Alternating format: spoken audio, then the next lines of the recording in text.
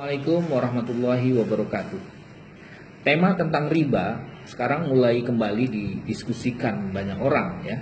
Entah itu di kalangan kampus, di perguruan tinggi yang melakukan analisis secara akademik, mungkin di kajian-kajian umum, majelis-majelis taklim atau pengajian-pengajian yang sifatnya keislaman itu sudah mulai banyak didiskusikan kembali. Sebenarnya masalah riba itu kan sudah selesai. 14 abad yang lalu sebenarnya masalah riba itu sudah tuntas. Dan Quran sudah jelas menyatakan ayat yang terkait dengan riba itu masuk dalam kategori ayat yang qat'iyud dalalah. Qat'iyud dalalah itu artinya ayat yang bersifat qat'i, ya, tidak ada penafsiran ulang dalam pengertian ini. Maksudnya apa? Jadi ya hukum riba itu sudah jelas hukumnya haram, kan gitu. Cuman sekarang banyak orang bertanya seperti apa sih riba itu? Definisinya kayak apa? Prakteknya seperti apa? Ya memang banyak orang yang mungkin belum paham atau sebagian sudah banyak yang paham, cuman karena mungkin sudah terlalu lama terjebak dalam budaya riba sehingga kemudian enggan berbicara tentang itu. Nah, sebagai seorang akademisi saya juga harus pahit-pahitan, ini real, ini kondisinya seperti ini. Riba itu kan kalau kita merujuk pada satu hadis Nabi, Rasul mengatakan man zada aw istahzada fahuwa riba. Jadi salah satu bentuk riba itu kan terjadi dalam utang piutang ya, walaupun nanti ada juga dalam makanan pokok dan barang-barang pokok. Saya ingin spesifik misalnya riba itu terjadi dalam masalah utang piutang terkait dengan uang. Jadi kata Rasulullah, man zada aw istahzada fahuwa riba. Barang siapa yang menambah atau minta ditambah dalam transaksi utang piutang konteksnya, maka fahuwa riba, itulah yang disebut dengan riba.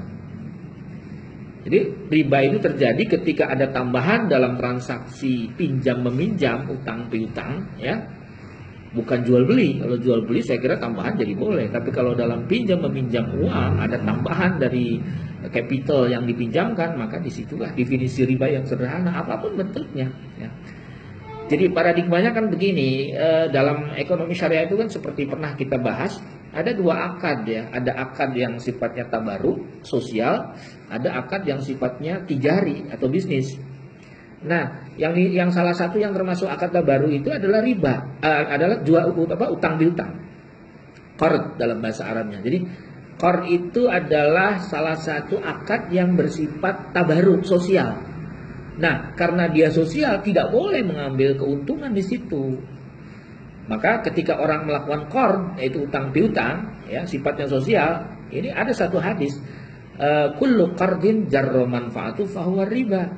Setiap qard, setiap transaksi pinjam meminjam uang yang menimbulkan manfaat bagi salah satu kedua belah pihak atau tambahan, fahuwa riba, maka riba. Kenapa? Karena dia sosial. Nah, jadi bagaimana supaya tidak terhindar dari dari riba? Jangan pada aspek tabaruk, aspek sosial, harus pada akad yang kedua, yaitu akad yang bersifat jual beli, akad yang bersifat bisnis. Kalau saya membeli HP 2 juta lalu kemudian saya jual HP itu menjadi 2,5 juta, maka selisih 500-nya bukan riba karena dia terjadi pada jual beli barang ya. Sepanjang antarodin maka boleh. Jadi sebenarnya yang terjadinya riba itu terjadi hanya salah satunya ya, terjadi pada pinjam meminjam yang sifatnya uang ya. Sedangkan menambahkan barang harga dari barang yang kita beli untuk kemudian dijual dengan harga yang lebih tinggi, itu hukumnya boleh. Karena Allah jelas halallahu al-bai'a wa harramar riba. Saya kira kenapa riba ini menjadi sangat alot, memang dalam sejarah awal turunnya Al-Quran, riwayat tentang pengharaman riba itu cukup panjang. Bahkan satu riwayat, selesainya pengharaman riba itu terjadi di dalam Quran 9 hari sebelum Nabi wafat. Artinya panjang. Kenapa? Karena memang orang Arab itu sudah terbiasa makan riba. Sehingga ayat yang turunnya itu tidak langsung mengharamkan secara total, tapi bersifat informatif aja ya. Kemudian setelah berubah beberapa saat turun ayat yang kedua ya kan.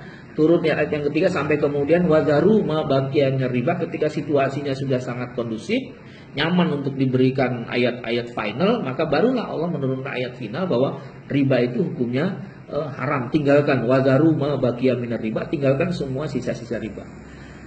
Memang pahit ya untuk orang-orang yang sudah terbiasa dalam kehidupan berbasis riba, tapi karena ini bagian daripada hukum dan secara akademik tentu kejujuran intelektual harus kita sampaikan bahwa memang riba itu hukumnya haram. Ya.